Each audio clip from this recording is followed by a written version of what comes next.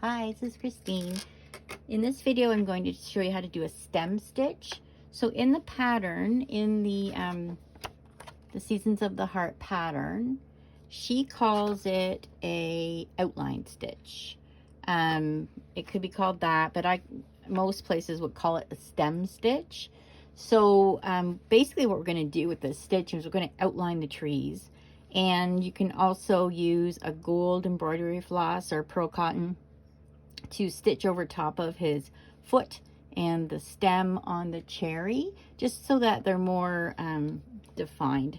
If you don't want to, you don't have to. You can still see his foot there, but just to add a little bit more depth and more definition to his foot, you're going to just take and do the same outline or stem stitch. So I've got 3 strands of embroidery floss and a chenille needle, and I've just put a little knot in the end of my floss. So I'm going to come up right on the end of the tree trunk, and then what I'm going to do is come down and halfway up. Okay, so can you see that? So I started here, I'm going down, and I'm coming up halfway between where I'm going down and where I went up. And you'll see why in a second. Okay, pull the thread tight, and then I'm going to come down that same distance and up where I went down the first time, which is halfway between going up and down. Okay, so you're basically going forward 2 steps and back 1. So I'm going to go down, come up, pull. Okay, come down, come up where the end of that stitch is, and then pull. Okay, and it gives it a nice defined, it kind of looks almost like a rope because the stitches are going kind of on the same angle each time.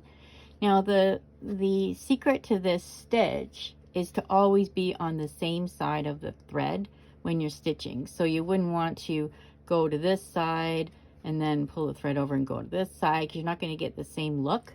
So you always want to make sure that when you're stitching, the thread is always above your needle or below. So I always make it above, because that's how I do my blanket stitching and my other stitching. I'm always making sure that the thread is farthest away from me. So I'm just gonna keep doing it that way. Okay. And you try to make your stitches even, but if you make one long and one a little shorter, it doesn't really matter, as long as you're always matching, so that the spot where you went down on this stitch is where you come up on the next stitch. Okay, so I want to come up at that same spot. And then basically what I'm going to do is go along and outline both of the trees. So there you can see the tree now has a more definite edge to it, and you can see how the threads kind of look like a little rope laying on top of the fabric.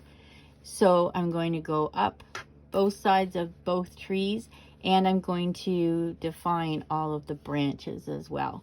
So then when it's all done, you'll be able to see those branches and the tree trunk much more definitively.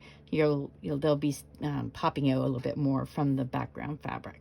So that is the stem stitch, or as she calls it in the pattern, the outline stitch. Okay, so if you have any questions, just send us an email or put a comment on the video. Thanks. Bye.